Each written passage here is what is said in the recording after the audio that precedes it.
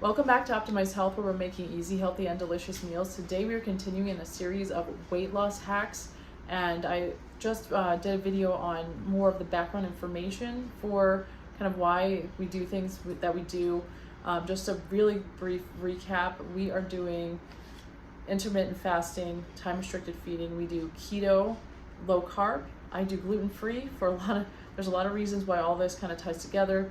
And it comes down to metabolic health, as well as lowering our stress and our cortisol, and just optimizing the function in the body and minimizing some of this extra work that it has to do to take care of us. Because in the end, really, if we're sleeping to try to heal and repair, we don't need to have additional things that the body has to heal and regenerate. It's just going to take away from healing other things that we already are obligated to do so. I wanted to take you guys through a typical day. I do consulting, so this works for me. I assume there'll be some good tidbits that can help a lot of people, but it's best to take a look at your particular situation, your circumstances, your challenges. Are you a night shift worker? I mean, that's opposite from me, and so there are other things that we would consider to help optimize your health and your situation.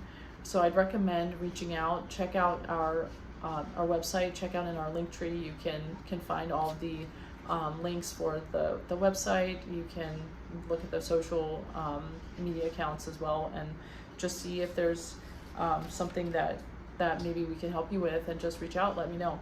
So my day, I don't really have a lot of downtime, and I know I'm talking about lowering stress, lowering cortisol.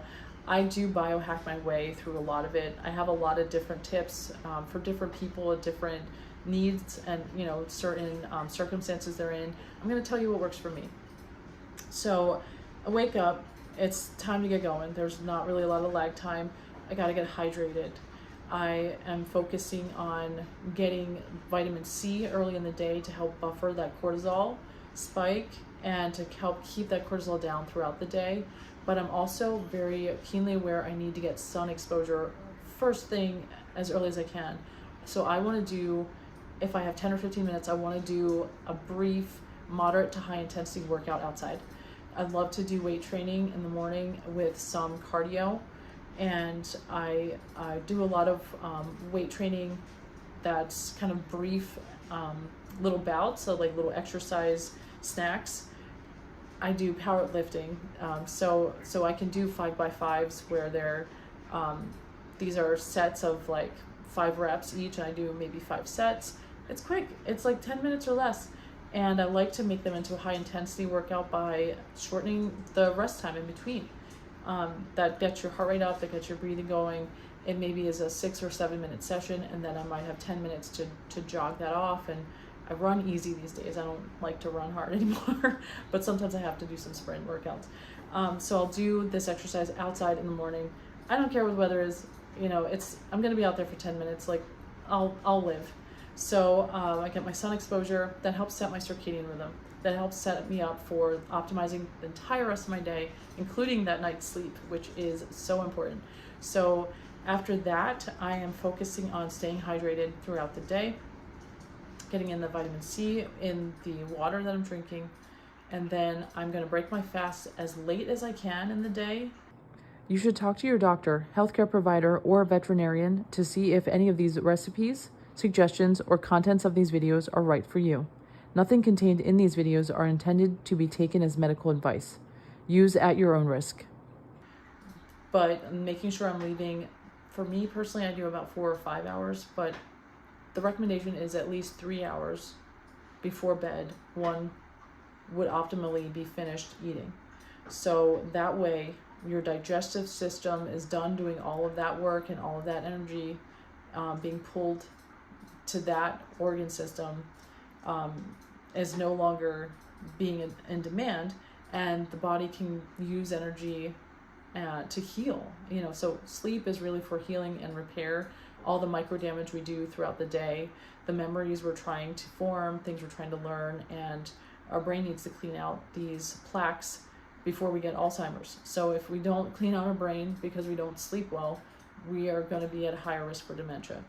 I think I meant to mention that exercise is one of the most potent and reliable sources or techniques or ways to approach anti-aging, but also so far we don't have any really great anti-dementia drugs.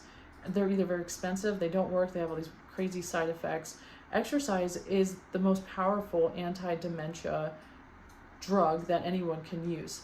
And the more consistent you are with it, the sooner you start doing it in your midlife and continue with it as you get older, maintaining function of body and mind, I mean, this is critical. So don't be intimidated about not being able to go to the gym. I don't have time either, but you can do things at home. You can get a weight set at home. You can get just a pair of sneakers and some bands, and you can do great resistance training on a budget using that, and you can make time for the gym, you know, a couple of days a month like I do, and that's been working pretty well for me personally. So I can help put together a plan for you if that's, you know, you're in a same or similar situation where you just don't have time to go to the gym. I get that for sure. So that is another really important thing to me, is to consistently make time. What I also am doing in the middle of the day and at the end of my work day is making an extra 2 to 5 minutes, you know, a couple breaks throughout the day to do these exercise snacks. It's a cool term that they're now calling it, where you're doing something, whether it's taking a quick, you know, fast-paced walk.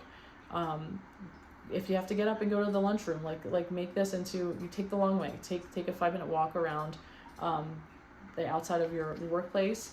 And then also I do a small weight training session. For me, I focus on different things with that, and it might just be like 4 minutes in the evening before dinner. So it's simple, and I think it's something that a lot of people could fit in. So don't be intimidated if you don't have time to cut out like a whole hour for the gym. That's just not feasible for everybody. Moving into my really brief nighttime routine, I have 10 minutes to wind down. So I do this with magnesium. I prepare for this. So about 2 hours before bed, I'm taking my magnesium. Then about an hour before bed, I'm taking my melatonin. And occasionally I use some other things that we could get into another time. But for the most part, that's a very good, solid, general routine for me. And I do red light therapy about 10 minutes before bed, cool down, maybe using a cooling pack if it's a hot climate, and then we're easing ourselves into a sleep state and hopefully staying in sleep state with the melatonin and the mag helping that. Magnesium is also a potent anti-inflammatory. So, and melatonin is a potent anti-cancer. So I'm certainly not afraid to be using these natural aids to help with that. So let me know if you guys have any specific questions that I could help with, any topics you want me to go over, and if there's something I could help you with personally, just reach out and I'd be happy to connect. I hope you guys got something out of this video and you would share, like, and subscribe. Thank you.